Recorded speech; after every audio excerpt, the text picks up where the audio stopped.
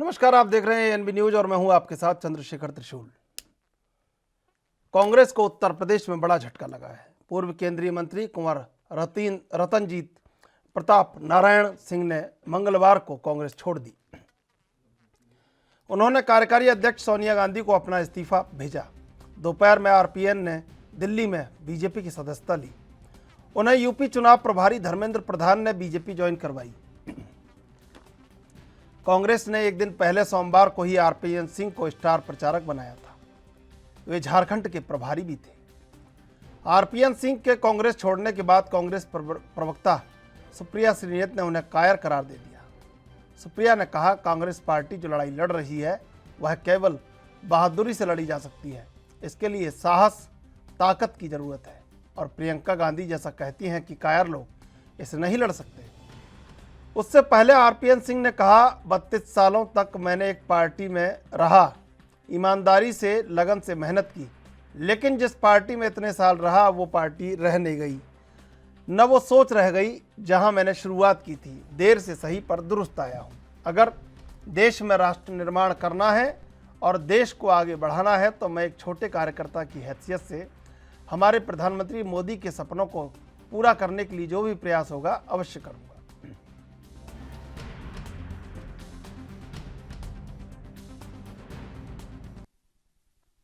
माननीय प्रधानमंत्री जी ने प्राचीन संस्कृति को 21वीं सदी से जोड़कर हिंदुस्तान को राष्ट्र के निर्माण में जो कार्य किया है, पूरा देश उसको सराह रहा है। 32 सालों तक मैं एक पार्टी में रहा, ईमानदारी से, लगन से मेहनत किया, परंतु जिस पार्टी में इतने साल रहा वो अब वो पार्टी रह नहीं गई जहां मैंने शुरुआत की थी, और ना तो वो सोच रह गई है।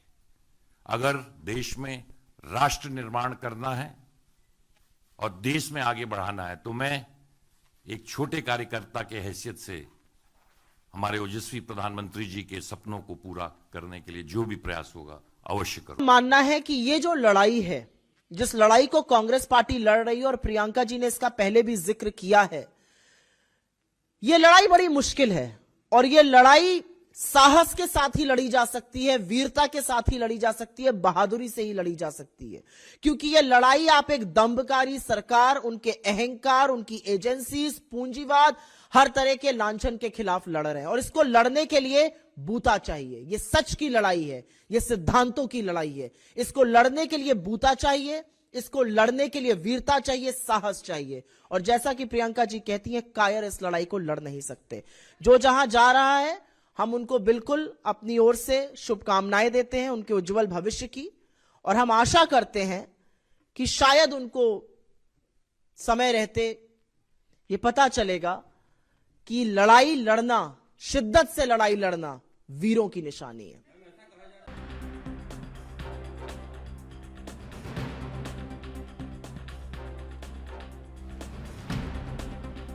दरअसल कांग्रेस को भी पता था और बीजेपी को बहुत अच्छे से। दरअसल काफी लंबे समय से झारखंड के प्रभारी थे आरपीएन, लेकिन काम बीजेपी के लिए कर रहे थे और बहुत साफ ये बात हो चुकी थी कि कहीं ना कहीं झारखंड में जो सरकार थी हेमंत सोरेन की, उसको गिराने के लिए भी बड़ी जोड़ तोड़ बैठा रहे थे और बीजेपी नेताओं के लगातार संपर्क में थे। अब ऐसे में स्वामी प्रसाद मौर्य भाजपा छोड़ते हैं और अचानक रांची से लेकर दिल्ली और लखनऊ तक घंटियां घनघना उठती हैं और राजनीति एक नया मोड़ ले लेती है कि आखिर पूर्वांचल में एक बड़ी चाल खेली जा सकती है और वह चाल होती है आरपीएन सिंह। अब आरपीएन सिंह को, जो कि पड़ौना में, और पड़ौना ही नहीं, पूर्वांचल के बड़े हिस्से में बड़ा वर्चस्व रखते हैं, राजनीतिक चाल के लिए उतार दिया जाता है।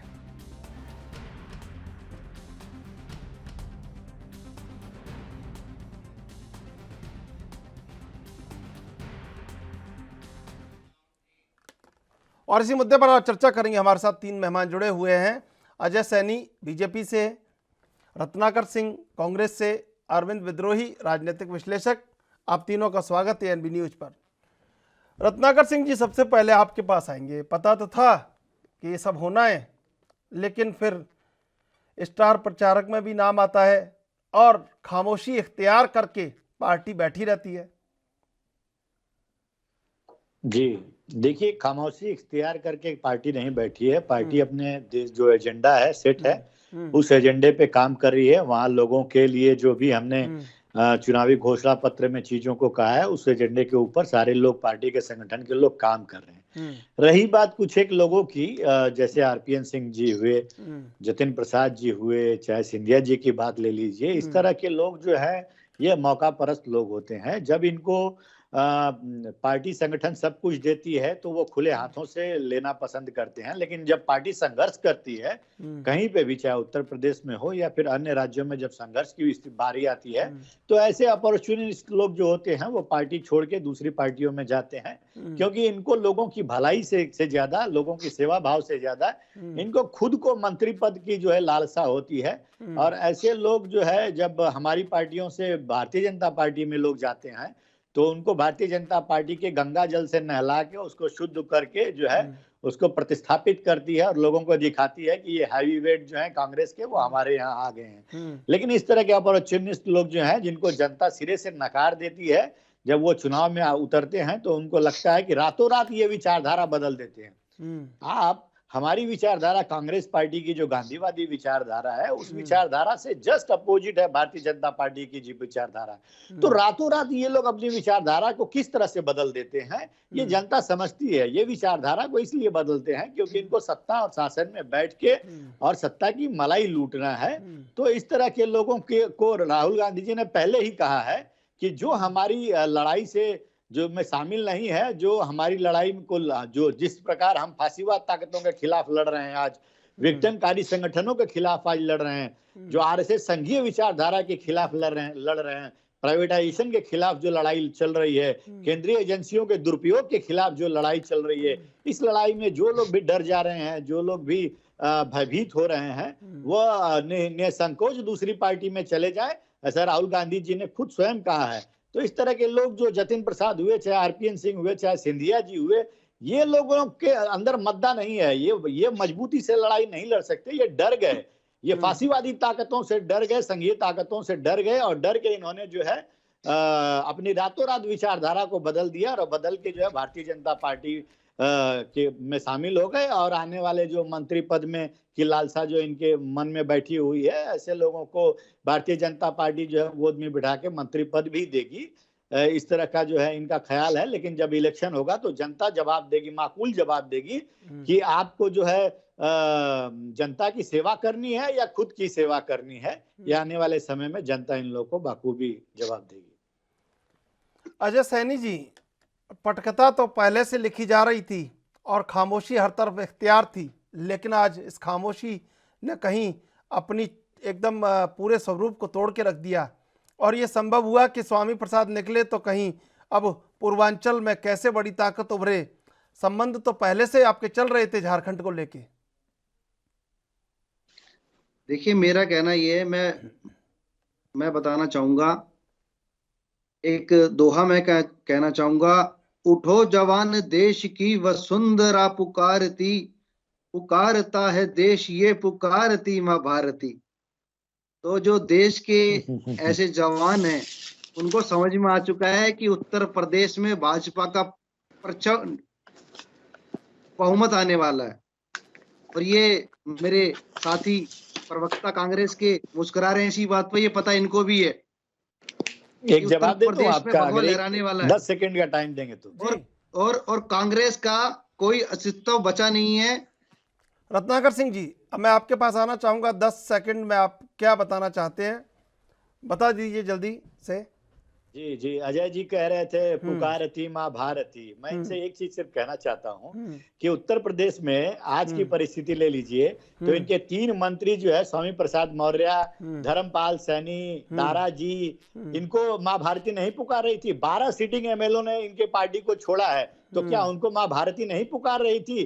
अरे ये भारतीय जनता पार्टी के लोग जो जिस तरह से राज कर रहे हैं, आज इनके 12 विधायक छोड़े हैं, 3 मंत्री छोड़े हैं। ये उत्तर प्रदेश की बात बता रहा हूं, उत्तराखंड की बात ले लीजिए। हरक सिंह मंत्री जो इनके छोड़ दिए इनकी पार्टी, और यशपाल आर्या जी, उन्होंने भी उत्तराखंड में भारतीय जनता पार्टी छोड़ के और कांग्रेस पार्टी में ज्वाइन करने वाले लोग हैं ये लोग। और गोवा की बात ले लीजिए, हर तरफ तो भागम भाग मची है इनके पार्टी में। गोवा में माइकल लोबो कई विधायक लेके जो है कांग्रेस पार्टी में शामिल हो गए। हर जगह भागम भाग मची है, और ये कहते हैं पुकारती माँ भारती। अरे ऐसे लोग स्वार्थी लोग हैं, जिनको संगठन में जब लड़ाई लड़ने की बारी आती है तो ये भाग जाते हैं, भाग खड़े होते हैं। ऐसे लोगों को आप लेके और कहते हैं कि पुकारती माँ भारती, तो ये आपके मन का सिर्फ एक ख्याली पुलाव है। आने वाले चुनाव में देखिएगा किस तरह से नेस्तनाबूद हो जाती है भारतीय जनता पार्टी उत्तर ठीक है प्रदेश। अजय सैनी जी, आप रखिए अपना पुकारती माँ भारती चालू रखिए आप। इन्होंने ये तो साफ ही कर दिया कि इनका संगठन, कांग्रेस संगठन संघर्ष कर रहा है, यानी कि है, लेकिन उसका परिणाम कुछ नहीं निकलेगा, क्योंकि उत्तर प्रदेश में भारतीय जनता पार्टी की सरकार बनने जा रही है और 10 मार्च को ये सबके सामने भी होगा कि उत्तर प्रदेश का हर एक नागरिक अब विकास की ओर अग्रसर है। जो योगी आदित्यनाथ जी की सरकार बनेगी उसमें हर एक नागरिक की सरकार होगी, जो भयमुक्त सरकार होगी, भयमुक्त माहौल होगा उत्तर प्रदेश का, चौमुखा विकास होगा। जो ये सरकार चुनी जाएगी, विकास की सरकार चुनी जाएगी। तो जहां तक कांग्रेस की बात है, इनका वर्चस्व अब कहीं उत्तर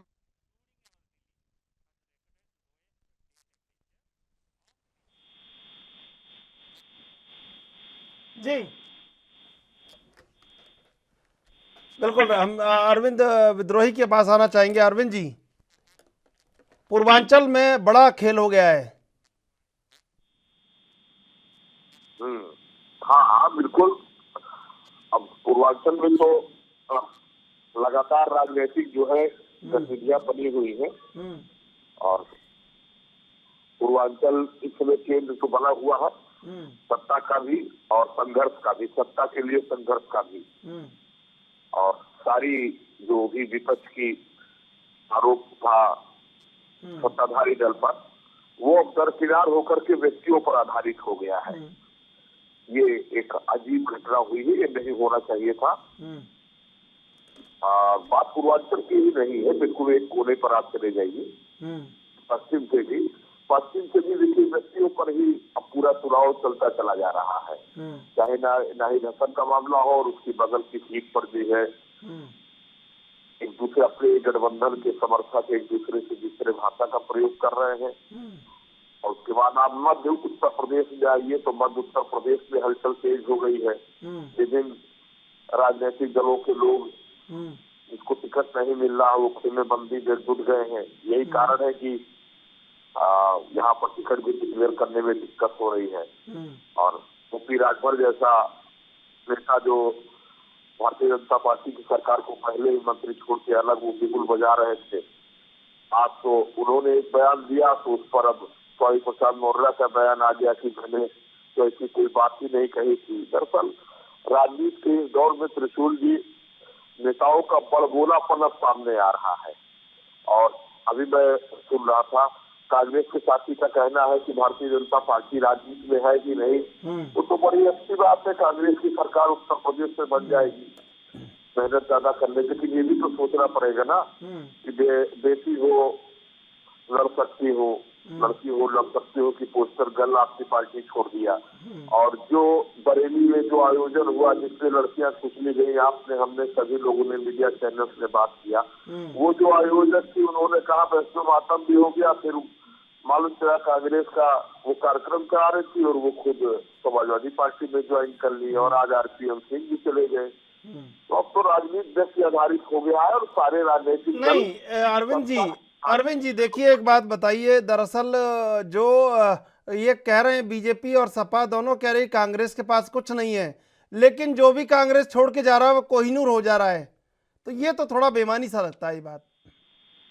देखिए, कांग्रेस के पास बहुत कुछ है। कांग्रेस आजाद भारत में इंदिरा कांग्रेस के बाद जो सफर शुरू हुआ वो राष्ट्रवाद का वास्तव था। इंदिरा गांधी के राष्ट्रवाद पर और उनकी नीतियों पर किसी को संदेह नहीं होना चाहिए।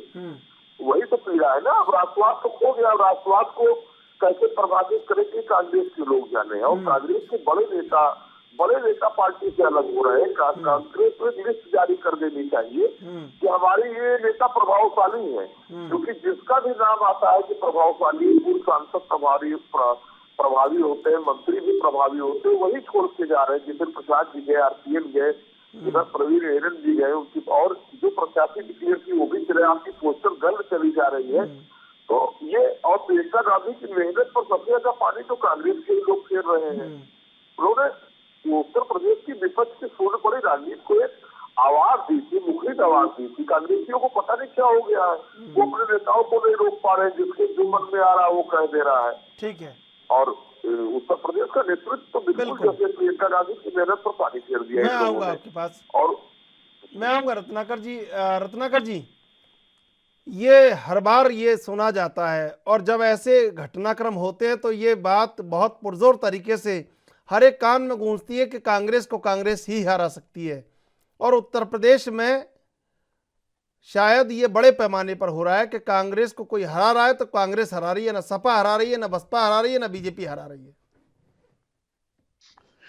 देखिए त्रिशूल जी, क्या होता है कि व्यक्ति से बड़ा दल होता है और दल से बड़ा देश होता है। जब व्यक्ति की व्यक्तिगत महत्वाकांक्षा दल से भी बड़ी हो जाती है तो कुछ इस तरह के निर्णय जो है व्यक्तिगत नेताओं द्वारा देखा जाता है, वो अपने व्यक्तिगत हित को देखने लगते हैं और एक पार्टी से छोड़कर दूसरे पार्टियों में जाने लगते हैं। ये हर पार्टी में है ये सिलसिला, चाहे वो भारतीय जनता पार्टी हो चाहे कांग्रेस पार्टी हो। तो स्वार्थ परख लोग हैं जो जनता के लिए नहीं संघर्ष कर रहे हैं, जो खुद के लिए संघर्ष कर रहे हैं, ऐसे लोगों को जनता कहीं न कहीं आने वाले चुनाव में उनको सबक सिखाती ही है और बताती ही है। जिस प्रकार देखिए, जिस प्रकार अभी मध्य प्रदेश में ही देख लीजिए, वहां पे हम लोग की सरकार चुनी हुई थी, लेकिन किस तरह से भारतीय जनता पार्टी ने खरीद फरोख्त करके वहां के विधायकों को तोड़ करके अपनी सरकार बना ली। तो ये जो विधायक जब जाएंगे चुनाव में तो लोगों को लगेगा कि भाई हमने तो कांग्रेस पार्टी को वोट दिया था, हमने तो उस विचारधारा को माना था, हम तो सोचे थे कि आप कांग्रेस पार्टी के साथ जुड़ के आप काम करेंगे और यहाँ के लोगों की भलाई करेंगे। लेकिन जब ये व्यक्ति जो लोग हैं वो पैसे के लालच में दूसरे दल में शामिल होकर मंत्री पद पा जाते हैं तो अपना ही भलाई करते हैं, अपना ही विकास करते हैं, तो निश्चित तौर से जनता उनको आने वाले चुनाव में, विधानसभा चुनाव हो चाहे संसदीय चुनाव हो, कोई भी चुनाव हो, जब इस तरह के लोग जो दल बदलू लोग हैं उनको जनता कहीं न कहीं देखती है और समझती है और चुनाव में उनको निश्चित माकूल जवाब देती है। रही बात, जैसा कि अभी अरविंद विद्रोही जी कह रहे थे कि हम वहां पे क्या कर रहे हैं, कांग्रेस को कांग्रेस ही हरा रही है, आप लोग भी कह रहे थे। देखिए आज मेन मुद्दा जो है वह वहां पे जो मुद्दा है, लोगों से जुड़े हुए मुद्दे हैं, उन मुद्दों पे कांग्रेस लड़ाई लड़ रही है। अभी उसमें कोई नेता जाता है, अगर चला जाता है तो कोई बात नहीं, उसको कुछ व्यक्तिगत हित रहेगा, वो चला गया, उससे हमारा कोई बहुत ज्यादा नुकसान होने वाला नहीं है। हम हर वो लड़ाई लड़ेंगे जो वहां के लोगों की लड़ाई है। आज अगर आप देखिए उत्तर प्रदेश की परिस्थिति क्या है, उत्तर प्रदेश में ये लोग जो जिस प्रकार से मीडिया के माध्यम से या पेपर के माध्यम से जिस प्रकार ये दिखा रहे हैं कि हमने विकास किया है, लेकिन जमीनी हकीकत वहां पे बिल्कुल जुदा है। कोविड में लोगों का जो है अर्थव्यवस्था जो है वहां पे, या लोगों की जो आय है वह बिल्कुल आज बंद हो चुकी है। यह राज्य सरकार, योगी की सरकार, वहां पे मैं खुद सुना हूं, कान से भी सुना हूं, मैं अपना व्यक्तिगत अनुभव बताता हूं कि 2 व्यक्ति खड़े थे, मैं उनके बाजू में जाके खड़ा, और वो कह रहे थे कि कुछ लोग हैं जो पैसे जिनके पास हैं, वो चूंकि छोटे तबके से आते थे और उनकी छोटी सोर्स ऑफ इनकम थी, वो बात कर रहे थे कि बड़े लोग जो हैं वो तो अपना घर चला रहे हैं, रोजमर्रा का उनके पास पैसा है और वो अपना घर बार अच्छे से चला रहे हैं, उनको दिख रहा है कि योगी जी का विकास हो रहा है। लेकिन हम लोग का 1.5 साल से, जो 1.25 साल से परिस्थिति ये है कि वो अपने घरों को अच्छे तरीके से नहीं चला पा रहे हैं, रोजमर्रा के खर्चे हैं, वो नहीं निकाल पा रहे हैं। तो ये किस तरह की सरकार है? ये टीवी में सिर्फ दिखाते हैं विकास की बातें और जमीनी हकीकत एकदम उससे जुदा है। और आप ये समझ जाइए कि जब परिणाम आएंगे तो देखिएगा किस तरह से चौंकाने वाले परिणाम रहेंगे। आप निश्चित तौर से जो रिजल्ट आएगा वो इनके मंशा के एकदम विपरीत रहेगा। देखिए आज उत्तर प्रदेश में कानून रहता वो जी सर कानून व्यवस्था रहता वो रत्नाकर सिंह जी, लेकिन स्वामी प्रसाद मौर्य जैसे ही सपा में गए, कहीं ना कहीं बीजेपी को लगा कि सातवें चक्र पर हमला हुआ है, और सातवें चक्र पर ही हमला होते ही बीजेपी ने कहा कि नहीं, अब सबके सारे चक्र तोड़ने होंगे, और शायद एक्टिवेट हो गई बीजेपी पूरी तरीके से रणनीति में। देखिए क्या है, ये पश्चिम बंगाल का ही उदाहरण ले लीजिए। किस तरह से पश्चिम बंगाल में जब चुनाव हुए थे तो उस समय अगर आप देखे रहेंगे तो मीडिया में आए दिन इनका कोई न कोई तृणमूल कांग्रेस के किसी नेता को पकड़ के शामिल कराते थे, फोटो खिंचाते थे और दिखाते थे कि देखिए पूरी की पूरी तृणमूल कांग्रेस के नेता जो है भारतीय जनता पार्टी के प्रति जो है समर्पित है और आने वाले चुनाव में हम सुपड़ा साफ कर देंगे टीएमसी का। किस तरह से इन्होंने इल्यूजन क्रिएट किया था टीवी के ऊपर, मीडिया के ऊपर, चाहे प्रिंट मीडिया हो, सोशल मीडिया हो, हर जगह इन्होंने क्रिएट किया था। लेकिन अंततोगत्वा हर्ष क्या हुआ, सबने देखा कि किस तरह से वहां पे लोग जो है वहां पे मुद्दों के ऊपर उन्होंने वोट किया, वहां पे कौन सी पार्टी उनके लिए काम कर रही है उसके ऊपर वोट किया। तो कुछ इसी तरह से भारतीय जनता पार्टी है, अपर्णा यादव जैसे निष्क्रिय लोग जो सिर्फ मतलब खुद के ही, उनका कोई वजूद नहीं है, उनके चले जाने से भी समाजवादी पार्टी को कोई नुकसान नहीं होगा, उनके आने से भी भारतीय जनता पार्टी को कोई फायदा नहीं होने वाला है। लेकिन यह भारतीय जनता पार्टी के लोग कई दिन उसको सोशल मीडिया में, प्रिंट मीडिया में, इलेक्ट्रॉनिक मीडिया में चलाएंगे कि देखिए किस तरह से समाजवादी पार्टी के घर की बहू हमारे पार्टी में आ गई और सारे लोग जो है हमारे प्रति। हाँ जी ठीक है अजय सैनी जी, जो खुद अपनी पार्टी में 32 साल कहीं कुछ काम नहीं आए या 40 साल भी काम ना आए, उसको आप 6 महीने में इतना काम में ले लेते हो कि वो खुद पहली बार समझता है कि काम में तो अब लिया गया है सही ढंग से। देखिए ये हुनर है आपके ये आरपीएन सिंह जी ने भी कहा है कि वो राष्ट्र निर्माण में भागीदार बनना चाहते हैं। तो भारतीय जनता पार्टी उस हर व्यक्ति का स्वागत करती है जो राष्ट्र निर्माण में भागीदार बनना चाहता है।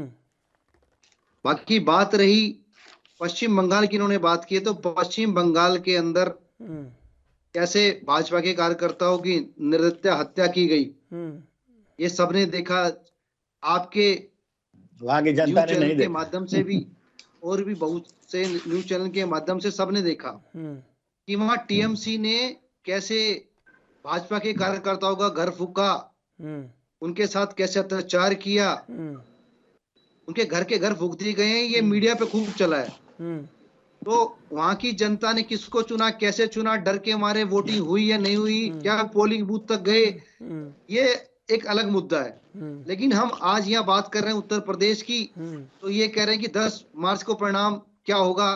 तो 10 मार्च का परिणाम मैं आज ही बता दे रहा हूँ। 10 मार्च को भारतीय जनता पार्टी की स्पष्ट बहुमत की सरकार बनने जा रही है उत्तर प्रदेश में। और जहां इन्होंने कोरोना की बात की कि कोरोना में भारतीय जनता पार्टी ने कोई काम नहीं किया, तो भारतीय जनता पार्टी योगी आदित्यनाथ ने खुद घर घर घूम के जो भी सुविधाएं मुहैया करा सकते थे वो करवाई है। लोगों को फ्री मुफ्त का अनाज भी मुहैया कराया है। कम से कम लोगों को जो मजदूर वर्ग है जो काम पे नहीं जा सकते थे, कोरोना के कारण चीजें बंद थी, सुचारू रूप से नहीं चल सकती थी, तो जो जरूरी चीजें हैं, जो कि उनसे घर खाने की कोई ऐसी वस्तु, जो आहार जो उन्हें मिल सके, वो भारतीय जनता पार्टी ने मुहैया कराया। और बात रही विकास की कि विकास का कोई काम नहीं, तो विकास के काम किस पे ही सरकार चुनी जाएगी। और ये इतिहास होगा कि दूसरी बार लगातार ऐसी उत्तर प्रदेश के अंदर सरकार बनेगी तो वो भाजपा की सरकार बनेगी। ठीक है अरविंद विद्रोही जी, देखिए 2 साल से ये चल रहा था प्रकरण आरपीएन सिंह, जब से झारखंड के प्रभारी थे तब से ये सब चल रहा था। स्क्रिप्ट पहले से लिखी जा चुकी थी और बीजेपी से लगातार संपर्क में थे। झारखंड सरकार को गिराने के कारण भी, जो गिराने का प्रयास था उसके कारण भी कहीं ना कहीं सुर्खियों में आए थे। और उसके बाद कांग्रेस को अंदर खाने सब पता था। शायद इसी कारण प्रियंका गांधी ने जो भूमिका कम की थी उसका असर हुआ कि आरपीएन भी समझ गए कि अब पासा पलट चुका है और अब निकलना ही बेहतर है। हाँ बिल्कुल, वो तो है, लेकिन ये भी तो देखिए कांग्रेस को देखना पड़ेगा कि अंतिम समय में इनको राष्ट्रीय प्रचारक, अब यहाँ पर प्रचारक किससे बनाया चुनाव कैंपेनिंग का? वो कांग्रेस के है जो जिसने इतनी जानकारी होने के बाद भी कैंपेन का प्रचारक बना दिया। और सबसे महत्वपूर्ण बात है, कांग्रेस के बहुत नेता अभी भी ऐसे हैं जो अपने अपने क्षेत्र में प्रभाव रखते हैं, और अभी चुनाव है, अभी वो स्टेट के चुनाव आ गए, अगर वो भी लोग कांग्रेस छोड़ करके ठीक है अपना वो स्वार्थ से जाएंगे तो उनका वो जीत जाए, उनके लड़के जीत जाए, लेकिन इसका विपरीत असर कांग्रेस पर और प्रियंका गांधी की मेहनत पर पड़ेगा। चुनाव के परिणाम आ जाएंगे, लेकिन राजनीति एक दिन तक खेल और मनोरंजन नहीं होता है। बंगाल की बहुत चर्चा होती है, अभी मैंने सुना सागर जी ने भी कहा और सैनी जी ने भी कहा, भाजपा वहाँ 3 सीट से 772 सीट पहुंच गई है। ये बड़ी उपलब्धि होती है, छोटी उपलब्धि नहीं है। तो ये सारी बातें ध्यान रखना पड़ेगा। आज कांग्रेस को मजबूती क्यों लोग चाहते थे, क्योंकि उत्तर प्रदेश में यही वास्तविकता है कि योगी आदित्यनाथ के खिलाफ सबसे पहले मुखरी स्वर उठाया तो प्रियंका गांधी ने सोनभद्र पहुंच के, और आज जब चुनाव हो रहा है तो कांग्रेस के ही लोग छोड़ के जा रहे हैं, कोई सपा में चला जा रहा है, कोई भाजपा में चला जा रहा है, और पोस्टर गल मतलब पोस्टर पर जिसको आपने जगह दी उसको भी प्रदेश नेतृत्व सहेज नहीं पाया। ये सीधा जिम्मेदार उत्तर प्रदेश का प्रदेश नेतृत्व ने सेलेक्ट किया इन लोगों को, जो लड़कियों लड़कियों के कन्वीनर जो है, जो आयोजन करा रहे बरेली में, वो पूर्व सांसद और प्रत्याशी जो घोषित हो रहे हैं वो चले जा रहे हैं, चाहे स्वास्थ्य से और चाहे बरेली से। ये कौन लोग हैं जो इस तरह का काम कर रहा है कि लोगों को सुनने? कांग्रेस में कार्यकर्ताओं की कमी नहीं है ना, और लीडर भी प्रियंका गांधी लड़ रही है। ये जो प्रदेश का नेतृत्व है ये बिल्कुल विकसित है, इसके कारण लोगों में निराशा हुई है। प्रियंका गांधी की मेहनत को पानी देने का काम इन्हीं कांग्रेस ने किया है। 10 मार्च के बाद जो भी रिजल्ट आए, प्रियंका गांधी को बोल्ड डिसीजन लेना पड़ेगा। कांग्रेस शून्यता की तरफ न जाए। कांग्रेस जो गैर कांग्रेसवाद की बात डॉक्टर लोहिया ने किया था, वो कांग्रेस पार्टी की कमियों पर किया था, कुशिक्षा, कुशासन, भ्रष्टाचार, महंगाई, बेकारी, बेरोजगारी और सादाचारी। आज प्रियंका गांधी जब कहती है कि कांग्रेस को लड़ना कायरता नहीं है, तो उनके उस फेवर में अगर आप देखिए वैचारिक रूप से तो एक सोशलिस्ट मूवमेंट का फेवर नजर आता है, लड़की हो लड़ सकती हो इस नारे में। लेकिन ये नारा जमीन पर कैसे उतरेगा, इसके लिए जमीनी कार्यकर्ताओं को फ्रंट लाइन पर लाने की कांग्रेस की जरूरत है, ना कि केवल फोटो सेशन करने वाले नेताओं की। इनका प्रदेश नेतृत्व केवल फोटो सेशन कराया है, जबकि कार्यकर्ता किलो में लड़ रहे थे और प्रदेश नेतृत्व केवल फोटो सेशन करा रहा था। ये बिल्कुल एक गंभीर विश्लेषण है हमारा, मैं लगातार इस बात को कह रहा हूँ। तो कांग्रेस को सोचना पड़ेगा, बहुत जमीनी लड़ने वाले लोगों को प्रदेश का नेतृत्व सौंपना पड़ेगा। बिल्कुल। देखिए रत्नाकर सिंह जी, कहीं ना कहीं ऐसा लगता है कि काम तो बड़ी मजबूती से शुरू हुआ उत्तर प्रदेश में, लेकिन आधी स्क्रिप्ट समझ पाए उससे पहले काम शुरू हो गया, बाकी की स्क्रिप्ट देखी नहीं कि रणनीति कैसे टूट सकती है। और जहां आधी स्क्रिप्ट पर काम हुआ वहां पर धीरे धीरे चीज़ें टूटने लग गई। पोस्टर गर्ल का जाना प्रियंका मौर्य का, उसके बाद लगातार 3 विधायक जिनको टिकट मिला उनका इस्तीफा दे देना, और अब पड़ौना में जो हाल है, राजकुमार सिंह जो जिलाध्यक्ष हैं उनने भी इस्तीफा दे दिया है, और एक जो विधायक प्रत्याशी हैं उम्मीदवार हैं उनने भी इस्तीफा दे दिया है। तो ऐसे में कहीं ना कहीं गणित उलट गया है पूरा, ये बात आपको माननी पड़ेगी। देखिए मैं अरविंद जी की बात सुन रहा था, बार बार जिस पोस्टर गर्ल का नाम जो बड़ी ही संजीदगी के साथ ले रहे थे, और ऐसा लग रहा था कि जैसे पोस्टर गर्ल चली गई तो मतलब उत्तर प्रदेश में हमारी जो है विचारधारा खत्म हो गई, हमारा संगठन खत्म हो गया, इस तरह का जो है मैसेज देने का वो मतलब कन्वे करने का कोशिश कर रहे थे। देखिए क्या होता है, पोस्टल गर्ल वगैरह जो है ना, ये चीजें आज अमिताभ बच्चन कई एक ही प्रोडक्ट जो होता है उसका कई ब्रांड के होते हैं, उसका कई ब्रांड का वो प्रचार करते हैं। इसका ये मतलब नहीं है कि वो दूसरे ब्रांड का प्रचार करने लगे तो पहले ब्रांड की वैल्यू कम हो गई। लेकिन सर प्रोडक्ट में और उत्पादन में और क्रांति में और विचार में तीनों में सब फर्क होता है। जी सुन लीजिए, पूरा सुन लीजिए। क्या होता है कि कोई एक अगर पोस्टर गर्ल हम किसको बनाए हैं, अगर वो उसको किसी भी प्रकार से ये लोग कन्विंस करके अगर दूसरे दल में उसको भेज दिया जाता है तो इससे कहीं भी प्रियंका गांधी की जो लड़ाई है वो कमजोर नहीं होती। क्यों नहीं कमजोर है वहां मैं बताता हूं। वहां पे संगठन खड़ा करने का जो समझ जाइए, जिस उत्तर प्रदेश में हम आज 32 साल से वहां पे शासन नहीं है, आज आप देखेंगे कि हर जिले में हर बूथ वाइज संगठन हम लोगों ने वहां पे खड़ा किया है। और ये संगठन रातों रात नहीं खड़ा किया है, हमने वहां पे लड़ाई लड़ी है। करीब 1.5 साल में तकरीबन मैं आपको बता दूं, हमारे 1800 कार्यकर्ताओं को गिरफ्तार करने का काम किसी ने किया है तो योगी सरकार ने किया है। वो 1800 कार्यकर्ता कौन थे? वो वही कार्यकर्ता थे जो उन्नाव में जो घटना हुई थी जिस बेटी के साथ, जो हाथरस में घटना हुई थी बेटी के साथ, उस तरह की घटनाओं में वहां पे वो लड़ाई लड़ रहे थे, सरकार के खिलाफ लड़ाई लड़ रहे थे, किसान आंदोलन में सहयोग दे रहे थे, वहां पे आम जनता की लड़ाई लड़ रहे थे। जो लखीमपुर की घटना हुई थी उस घटना के खिलाफ जो लड़ाई लड़ रहे थे वो लोग वहां पे उनको गिरफ्तार करने का काम योगी सरकार ने किया है। तो हम जमीनी लड़ाई लड़ रहे हैं आज प्रियंका गांधी जी के नेतृत्व में। तो हमारा संगठन एक स्ट्रक्चर बहुत अच्छे लेवल पे खड़ा हो चुका है। जी, मैं पूरी तरह से आपका स्वीकार करता हूं, कहीं ना कहीं कांग्रेस पार्टी उत्तर प्रदेश में उतनी मजबूत नहीं स्थिति थी जितनी कि भारतीय जनता पार्टी थी। लेकिन आज की परिदृश्य में जिस तरह से प्रियंका गांधी ने अपना लड़की हूं लड़ सकती हूं और जो लड़कियों को 40% टिकट देने का, फ्री में स्कूटी देने का, टैबलेट देने का, ये सब वादा किया है, युवाओं के लिए रोजगार देने का जिस प्रकार से उन्होंने एक एजेंडा तय किया है, विकास का एक एजेंडा तय किया है, तो वो कहीं ना ठीक कहीं है, लोग जो है, ये ठीक है सर, ये ठीक है। लोगों का रत्नाकर जी, आकर्षण जो है कांग्रेस पार्टी के प्रति हुआ ही है। रत्नाकर जी देखिए, बड़ा गहरा सवाल मैं आपसे पूछ रहा हूं। जो रणनीतिकार हैं कांग्रेस के, उन्होंने जो रणनीति बनाई उसमें सारी रणनीति बना दी कि कांग्रेस कैसे उत्तर प्रदेश में सरवाइव करेगी, कैसे स्थापित होगी, लेकिन ये रणनीति नहीं बनाई कि बीजेपी कहां कहां से हमला करेगी, सपा कहां से हमला करेगी, बसपा कैसे हमला करेगी, ये रणनीति नहीं बताई। और बीजेपी को तो आप जानते हैं, हमला जब करने लगती है तो फिर रणनीतिक को ध्वस्त कर देती है सारी को, और वो रणनीति ध्वस्त हुई है कहीं ना कहीं।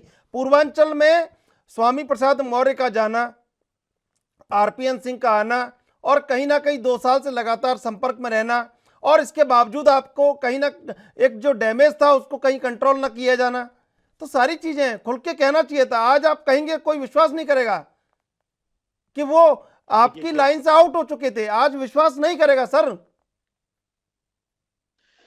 देखिए, मुख्य मुद्दा जो है वहां पे उत्तर प्रदेश में है आज।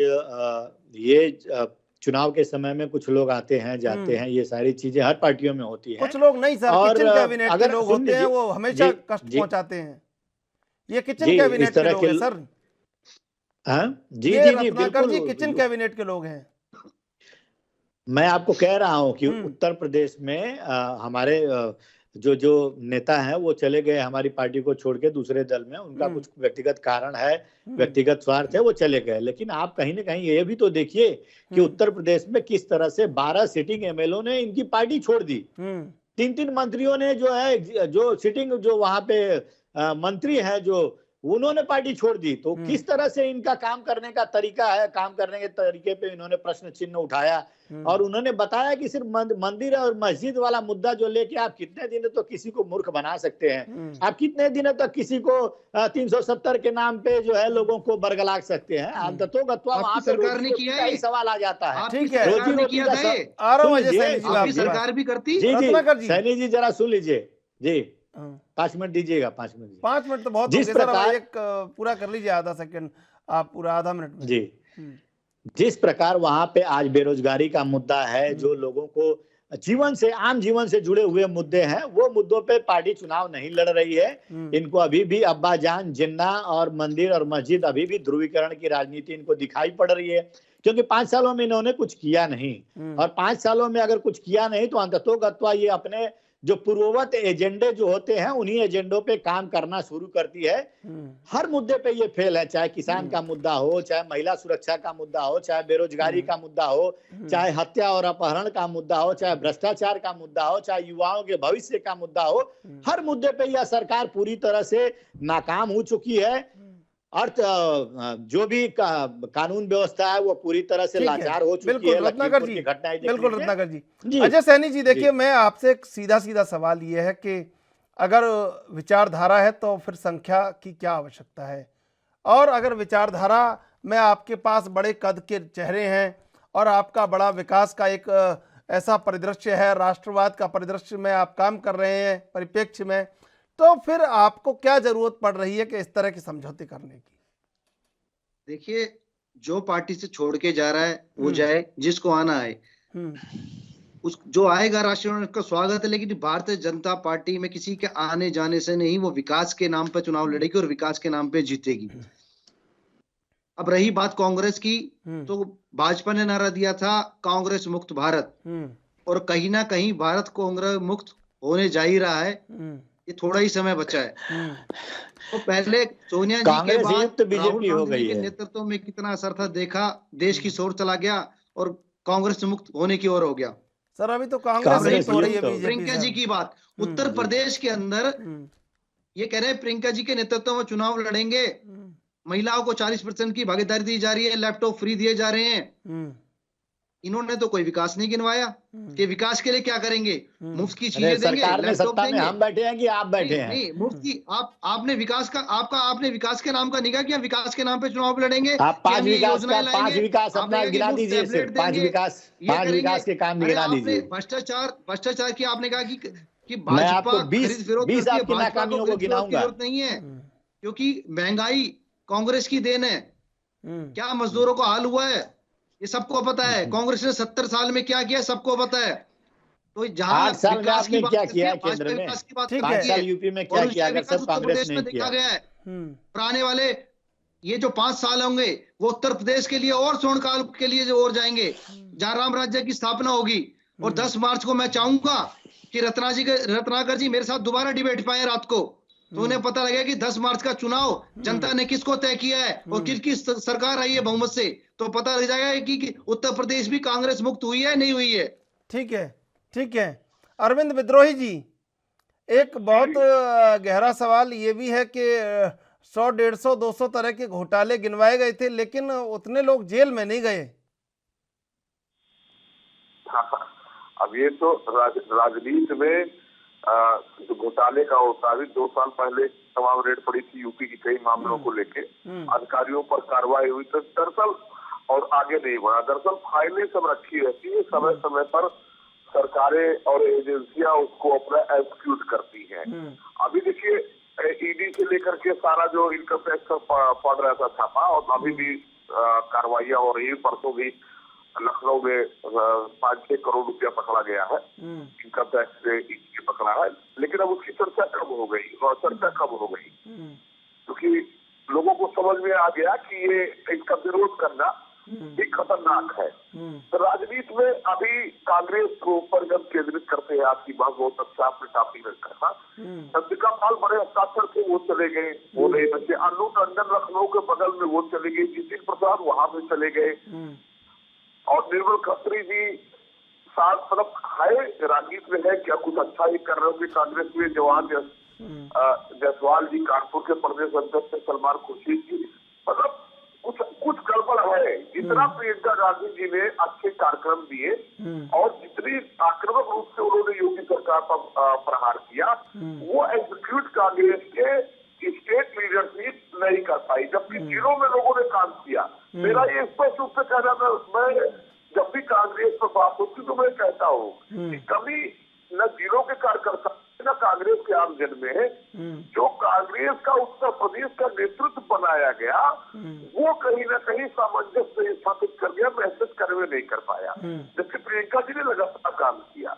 इस बात ये सत्य है, और इसी को समझ करके 10 तारीख के बाद राजनीति को कांग्रेस को अपनी बढ़ाना होगा, क्योंकि कांग्रेस की राजनीति की बहुत जरूरत है उत्तर प्रदेश में भी और देश में भी। लेकिन नेतृत्व को सजग रहना पड़ेगा, पैदा रखना पड़ेगा। ये बार बार ना हो कि आपके साथ जो सरकार में रहे उस संघर्ष में आपका साथ हो जाए। सवाल लोगों को आपको पहचानना पड़ेगा। अरविंद विद्रोही जी, देखिए जैसे स्वामी प्रसाद मौर्य ने अपने विधायकों की संग छोड़ी बीजेपी, तो उन्होंने एक अल्टरनेटिव प्लान बनाया, लेकिन ऐसा स्ट्रेटेजिकल प्लान कांग्रेस ने तैयार नहीं किया कि अगर ये डैमेज हो सकता है तो इसका क्या अल्टरनेटिव प्लान होगा। पूर्वांचल में या बुंदेलखंड में या पश्चिमी उत्तर प्रदेश में रणनीति तैयार की, हमला किया, उत्तर प्रदेश में पूरी तरह से कैंपेन किया और छा गए। लेकिन अब धीरे धीरे करके जिस तरह से एक एक विधायक छोड़ रहा है और जिस तरह कहीं एक पृथक हो रहे हैं बड़े बड़े चेहरे, तो एक कमजोरी आई है बीच में। हाँ बिल्कुल, मैं इसी की तरफ इशारा कर रहा हूँ। इशारा क्या कर रहा हूँ, स्पष्ट कर रहा हूँ। ये स्टेट लीडरशिप का काम था। हर काम प्रियंका गांधी जी के करने का बस नहीं, रिपोर्टिंग उन्हीं को करनी थी। और जिलों के मंडल स्तर पर जो कांग्रेस के पुराने लोग हैं उनसे फीडबैक लेना चाहिए था, लगातार बात करना चाहिए था, केवल फोटो सेशन कराना फुर्के में नहीं रहना चाहिए था। ये यहाँ पर कमी हुई है। और आप बनारस में देखिए, कांग्रेस के पास बड़े नेता अजय राय जी है, राजेश मिश्रा है, एक लंबी श्रृंखला है। उसके बाद अभी देखिए कांग्रेस से लज्जत जी ने थोड़ा वो टीएमसी में चले गए। कांग्रेस के पास नेताओं की कमी थोड़ी, आदित्य चली गई रायबरेली में छोड़कर के, क्यों गई? ये इसका ही कारण नहीं जो व्यक्तिगत उनके महत्वाकांक्षा ही सब थी। कहीं न कहीं संवादहीनता रही और स्टेट लीडरशिप से लोग बहुत दुखी रहे जो है। तो और प्रोग्राम्स में कहीं कमी नहीं, प्रोग्राम बहुत बढ़िया प्रियंका गांधी ने दिया है। और लेकिन इस प्रोग्राम को जब तक आप जनता के बीच में ले जा पाएंगे तब तक आप कैसे काम करेंगे? जनता ही तो मालिक होती है, जनता ही जनार्दन होती है, वही तो चुनेगी, वही तो विधायक बनाएगी, वही तो सांसद बनाएगी। आखिर क्यों सांसद, जो सांसद तो अब देवी प्रसाद वर्मा बहुत अच्छे से कांग्रेस के साथ रहे, उनका परिवार भी, उनके बेटे भी नहीं है साथ में आपके, हाँ परिवार के कुछ लोग शामिल हैं, उनको टिकट भी दिया कांग्रेस ने। तो बहुत सी चीजें अच्छी भी हुई है, लेकिन एक्सक्यूट होता नहीं दिख रहा है चुनाव के नजरिए से। ठीक है रत्नाकर जी, देखिए आपने रणनीति बनाई उत्तर प्रदेश में बीजेपी पर हमला करना है। सबसे बड़ा पॉलिटिक्स का पावर हाउस पूरे देश का उत्तर प्रदेश, हमला करने की रणनीति बनाई। लेकिन आपने ये सोचा नहीं कि कांग्रेस को जिस तरह से कहीं ना कहीं कमजोर किया है बीजेपी ने 2014 के बाद लगातार हमला करके रणनीतिक हमला किया है, आप उस पर उस जगह हमला कर रहे थे जहां वो सबसे ताकतवर है। तो आपको ऐसी रणनीति बनानी चाहिए थी और समझना चाहिए था कि अगर वापस में जो हमला हुआ तो उसको कैसे रोका जाएगा, ये तैयार करना चाहिए था।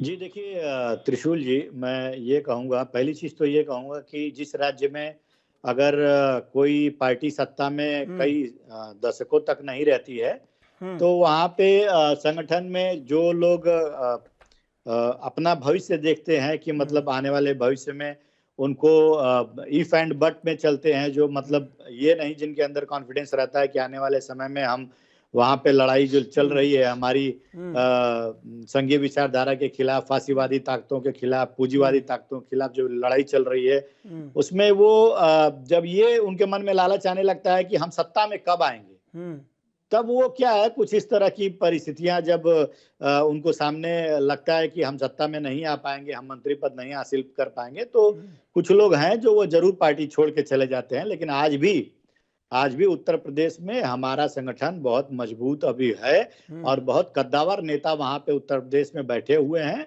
और हम लड़ाई लड़ रहे हैं। कुछ एक गिने चुने लोग जरूर जा रहे हैं और इससे ज्यादा भगदड़ जो है भारतीय जनता पार्टी के लोगों के अंदर मची हुई है। तो मैं यही कहूंगा कि हम जो वहां पे लड़ाई लड़ रहे हैं वो मुद्दों की लड़ाई लड़ रहे हैं। हम वहां पे यह दिखाने की कोशिश कर रहे हैं कि जब बहन प्रियंका जो है वहां पे किस तरह से योगी सरकार वहां चीजों में फेल है, वो उनको जनता तक पहुंचाने का जो उन्होंने काम किया है, वो आने वाले चुनाव में वो निश्चित रूप से वो सब नतीजा देखने को मिलेगा। और मेरे भाई जो अजय सैनी जी यहाँ बैठे हैं और कह रहे हैं कि 10 तारीख को हम चर्चा करेंगे, मैं आपको एक और चीज कहना चाहता हूँ कि आने वाले 5 राज्यों में आप ये देख लीजिएगा कि आने वाले 5 राज्यों में इनकी किसी भी राज्य में इनकी सरकार नहीं बनेगी, चाहे वह उत्तराखंड हो, चाहे गोवा हो, चाहे पंजाब हो। इन सब राज्यों में इनकी स्थिति बहुत ही खराब है। मैं खुद प्रभारी हूँ, मीडिया प्रभारी हूँ गोवा का। मैं आपको बताना चाहता हूँ, मैं अभी वहां पे 1 हफ्ते रह के आया और जिस तरह से लोगों का वहां पे झुकाव कांग्रेस पार्टी के प्रति है और जिस तरह से बड़े मंत्री वहां पे, चाहे माइकल लोबो हो या अन्य एमएलए हैं जो वहां पे जिस तरह से कांग्रेस पार्टी को में आके शामिल हुए और लोगों का समर्थन और हुजूम जो देखने को मिल रहा है, उससे निश्चित रूप से जो भाई हमारे हम मेरी बातों पे आज हंस रहे हैं, वो आने वाले 10 तारीख को जब उनको इस चीज की जब संज्ञान आएगा, उनको जब ज्ञात होगा कि रिजल्ट जो है अप्रत्याशित आया है, तब उनको समझ में आएगा कि हाँ मैं जो कह रहा था वो सही कह रहा था। और ये समझ लीजिए, मैं पार्टी लाइन पे बात अभी नहीं कर रहा हूं, एक आम व्यक्ति की बात कर रहा हूं। जिस तरह से पंजाब में भी देखिए जा, आज इनके पास लोग नहीं मिल रहे हैं जो चुनाव लड़े। तो पंजाब में स्थिति इनकी बद से बदतर हो गई है। गोवा में इनकी 10 साल की सरकार से जो है वहां के लोग ऊब चुके हैं। उत्तराखंड में देखिए इनके मंत्री जो है किस तरह से हमारी पार्टी में शामिल हो रहे हैं। उत्तराखंड में भी ये पूरी तरह से इस बार साफ है। तो रही बात उत्तर प्रदेश की, उत्तर प्रदेश में हम जितना मजबूती के साथ लड़ेंगे और लड़ भी रहे हैं और रिजल्ट भी दिखेगा आपको, उतनी ही गर्त में भारतीय जनता पार्टी वहां पे उत्तर प्रदेश में जाएगी। ये आपको देखने को मिलेगा। और आने वाले 10 तारीख को नतीजा को, और मेरे यह शब्द लिख ले भाई, और 10 तारीख को आप ये पांचों राज्य में आपको किसी राज्य में सरकार इनकी नहीं बनेगी। अगर यह भ्रम में है तो वह भ्रम दूर कर लें, क्योंकि इनकी नाकामियां का सिलसिला जो अनवरत चलता आ रहा है उत्तर प्रदेश में 5 साल से और 8 साल से केंद्र सरकार द्वारा जो उत्पीड़न किया जा रहा है किसानों को, युवाओं को, तो वो सारे चीजों को देखकर जनता मन बना चुकी है कि उनको उखाड़ फेंकना है इस बार। ठीक है, मैं अजय सैनी कोई सवाल तो आपसे नहीं करूंगा, बहुत सारी बातें इकट्ठी हो गई हैं, आप उन्हीं का जवाब दे लीजिए अभी तो। त्रिशूल जी, रत्नाकर जी बौखला गए हैं मेरे दोस्त, क्योंकि कांग्रेस के पास वास्तव में कोई जमीन बची नहीं है, इसलिए बौखला गए हैं। इसलिए हर राज्य में ये अपने दावा करे सरकार बनने का। तो 10 तारीख को मैं चाहूंगा जरूर चर्चा रखें और पता लग जाएगा कि भाजपा की किस राज्य में कहां सरकार बनी है और कितनी बहुमत आया है। तो कम से कम इनकी बौखलावट है ये खत्म हो जाएगी, क्योंकि इनके पास कहने सुनने को और कुछ बचा नहीं है। कांग्रेस के पास कुछ नहीं बचा। इनके जो नेता हैं उनको भी दिख रहा है कि कांग्रेस में अब कोई कुछ बाकी नहीं, कोई विचारधारा नहीं है, कोई नेतृत्व नहीं है, सब खत्म हो चुका है। देश से कांग्रेस मुक्ति की ओर जा रही है। तो उत्तर प्रदेश में इनकी मजबूती भी दिख जाएगी 10 मार्च को। और राज्य जिनका नाम ले रहे हैं, चाहे वो उत्तराखंड हो, चाहे वो गोवा हो, चाहे पंजाब हो, वहां भी पता लग जाएगा। तो सब राज्यों में पता लग जाएगा, मणिपुर में भी पता लग जाएगा कि कांग्रेस कहाँ अपना अस्तित्व बनाए रख रही है। तो कांग्रेस इस टाइम जीरो हो चुकी है, ये मेरे दोस्त बौखला गए हैं। और भाजपा ने हमेशा विकास की ओर कार्य किया और विकास पे ही चुनाव लड़ा है। और उत्तर प्रदेश में हम पूर्ण बहुमत से आएंगे। और मुझे एक चीज और मैं पूछ चाहूंगा रत्नाकर जी, आपको राम राज्य स्थापना होने में क्या परेशानी है?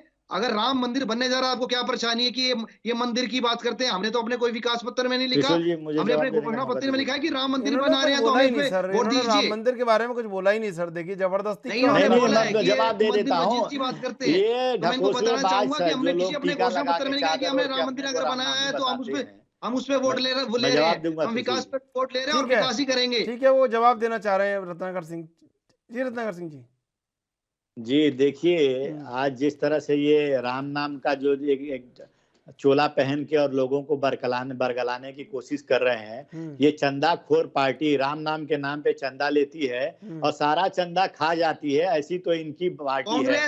ये क्या बात करेंगे? जरा बात सुन लीजिए, बात सुनने का मद्दा भी रखिए अजय जी। आप मत बदलाइए, मैं आपका कच्चा चिट्ठा खोल रहा हूँ। जो पार्टी जो आरएसएस संघ से विचारधारा से ये पार्टी निकली हुई है, ये राष्ट्रवाद की बात करते हैं। 60 साल तक इन्होंने अपने मुख्यालय पे भारत का तिरंगा तक नहीं लहराया। ऐसे लोग जो है ये राष्ट्रवाद की बात करते हैं। ये जरा जिनके 2 नाम बता दे जो आजादी की लड़ाई में इन्होंने जो हिस्सा लिया है, किसी नेता ने जो शहीद हुए हैं, जरा भारतीय जनता पार्टी आरएसएस के कोई नेता है? अरे ये तो अंग्रेजों के पिछलग्गू लोग हैं, ये अंग्रेजों के पिछलग्गू लोग हैं। आज राष्ट्रवाद की झूठी बात करते हैं, ढिढोरा पीटते हैं। आने वाले समय में जनता यह जानती है कि आप किस तरह से रामनामी का चोला ओढ़ के आप राम के नाम पे घोटाला करते हैं। और इस बार और सुनिए, और कांग्रेस पार्टी की रही बात, जरा चुप कराइए इनको अजय जी। कांग्रेस पार्टी ने क्या किया है मैं आपको बता देता हूँ, जरा सुन लीजिए, आपको भी ज्ञान मिल जाएगा। आपको भी जो आरएसएस के खिताब से ज्ञान मिला है ना, वो जरा मेरी बात सुन लीजिए, आपको ज्ञान चक्षु खुल जाएंगे पूरी तरह से। जब हमारी सरकार वहां पे नरसिम्हा राव की सरकार थी, तब हमने वहां पे मंदिर में एक सुन लीजिए, आप सुनेंगे नहीं ना। जहाँ सरकार बनने जा रही है, राम मंदिर का ताला खुलवाने का काम किसने किया? राजीव गांधी ने किया। वहां पे हम एक अध्यादेश लेके आ रहे थे राम मंदिर बनाने के लिए, उसका विरोध किसने किया? भारतीय जनता पार्टी की इस ढकोसलेबाज सरकार ने किया था जब हम राम मंदिर बनाने के लिए अध्यादेश ला रहे थे नरसिम्हा राव की सरकार में। आज ये क्या बात करेंगे, ये झूठ का जो चोला ओढ़े हुए हैं, टीका लगा के, और चंदा चोर लोग हैं ये राम नाम के नाम पे लोगों का जो वहां पे जमीन घोटाला करके और जो 2 करोड़ की जमीन 18 करोड़ में लोग सौदा कर ले रहे हैं। तो इस तरह के लोग हैं, ये राम लोगों को बेवकूफ बनाने का काम कर रहे हैं। जनता को सब सच्चाई पता चल गई है।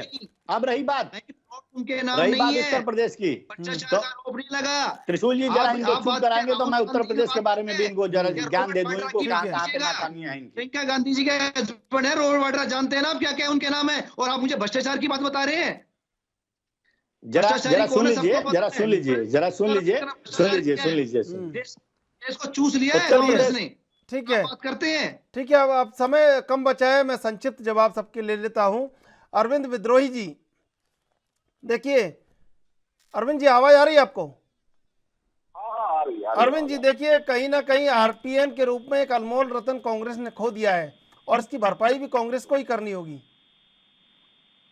हाँ, निश्चित रूप से आरपीएन सिंह के जाने से अगर जातिगत आधार पर बात करें तो पैसवार कुर्मियों का बड़ा तबका उनके साथ जाएगा, और पनौना दे गई आरपीएन सिंह के जाने से बिल्कुल बाराबंकी जनपद में जहाँ अभी मैं हूँ वहाँ पर हलचल हो गई है, और इसका फायदा जो है भारतीय जनता पार्टी को निश्चित रूप से मिलेगा। जातीय एक सच्चाई है, और जातीय अनुराग और प्रेम राजनीति में बड़ा निर्णायक होता है।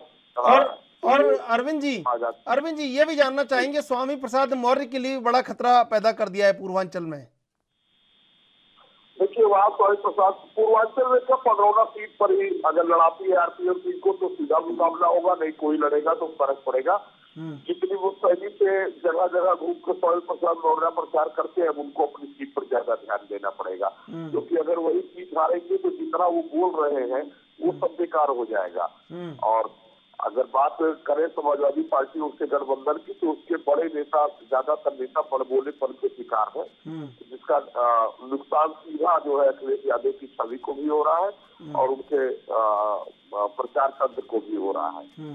थोड़ा सा वाणी पर विराम रखने की सलाह शायद कल दिया है अखिलेश जी ने अपने गठबंधन के नेताओं को बुला करके 2-2.5 घंटे में।